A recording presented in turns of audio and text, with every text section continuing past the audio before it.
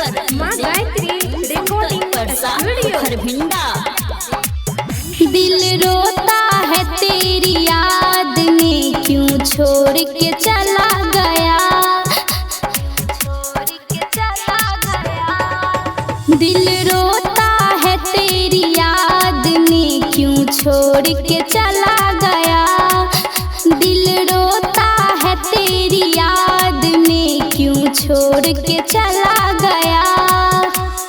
शीशे जैसे दिल को, शीशे जैसे दिल को क्यों तोड़ के चला गया।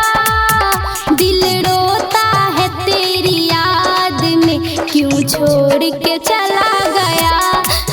दिल रोता है तेरी याद में, क्यों छोड़ के चला गया।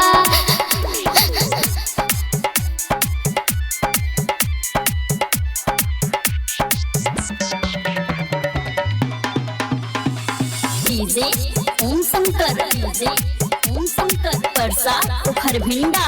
आंसू मेरे देख कर रोता है जमाना, मैं तेरी दीवानी थी तू मेरा दीवाना।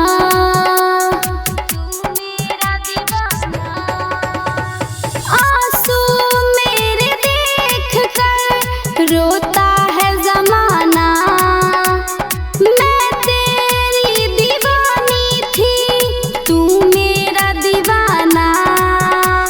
मेरी जिंदगी को क्यों, मेरी जिंदगी को क्यों जग छोड़ के चला गया। दिल रोता है तेरी याद में, क्यों छोड़ के चला गया। दिल रोता है तेरी याद में, क्यों छोड़ के चला गया।